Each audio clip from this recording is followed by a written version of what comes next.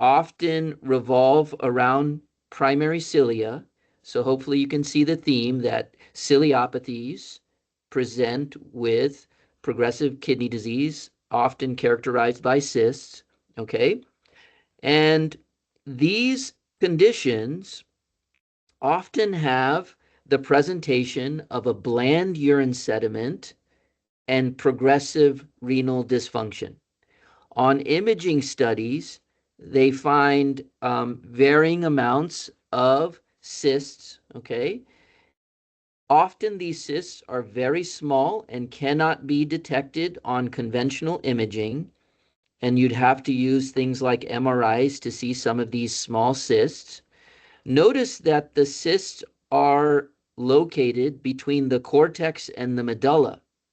Contrast that with medullary sponge kidney, which is a dilation of your ducts of Bellini, sort of the distal collecting duct and um, convergence of collecting duct around this primary exit before urine enters the calyx. So medullary sponge kidney involves that very distal tubule. Okay. And then ARPKD and ADPKD, remember, if you recall, these epithelial overgrowths, let's call it, involve anything from Bowman's capsule all the way to the distal nephron. So that's a diffuse um, dilatation and hyperplasia of epithelial cells. Okay, so again, these nephron phthisis syndromes generally have this localization in this corticomedullary region. Okay, cortex is the very superficial part, medulla is the deep part. So this is sort of in that middle stripe. Okay, and with this chronic tubular interstitial nephritis, you'll see various disturbances in epithelial transport that may manifest as reduced ability to maximally concentrate the urine, some sodium wastage. They may have a little bit of acidosis, which is disproportionate to the degree of renal insufficiency. And these generally progress to ESRD at fairly young age, before the age of 20. These can also have other systems involved: liver, bone, eye, and heart. Okay, that's all I'm going to say about this heterogeneous collection of genetic cystic kidney disease that carries the classification terminology nephron nephritis. Okay, medullary cystic kidney disease is somewhat similar but distinct. Okay, you can see in contrast that this has dominant inheritance.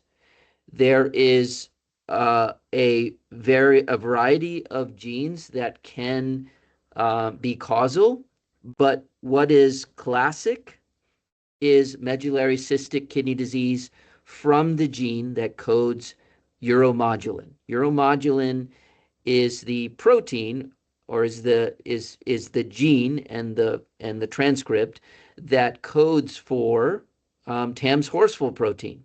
Okay, so this uromodulin is you may have not thought about the gene codes for the proteinaceous matrix that you view every day when you're doing the urine sediment analysis looking for muddy brown casts.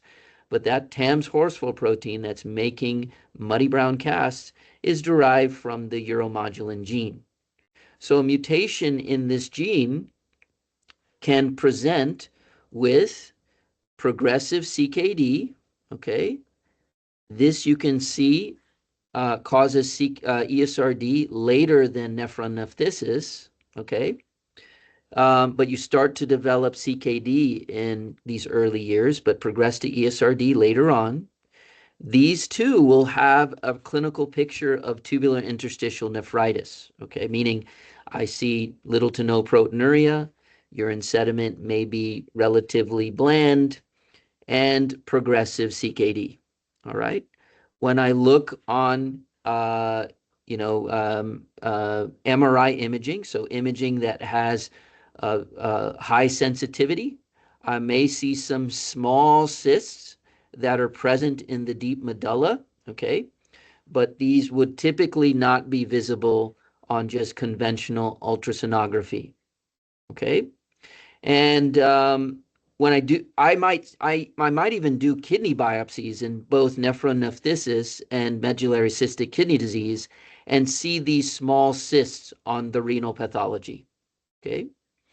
And interestingly, there is this other feature that is fairly classic for medullary cystic kidney disease when derived from a mutation in neuromodulin, a tophaceous gout that is precocious, meaning it happens early in age, right? I'm sure many of you have seen, tophi in a, classic VA patient in their 70s with chronic hyperuricemia. This is different. This is a 20 and 30-year-old who's going to have these gouty tophi that might indicate, this abnormal um, genetic disease of the kidney, okay? Medullary cystic kidney disease. All right. Questions about those final cystic kidney diseases before we move to GNs?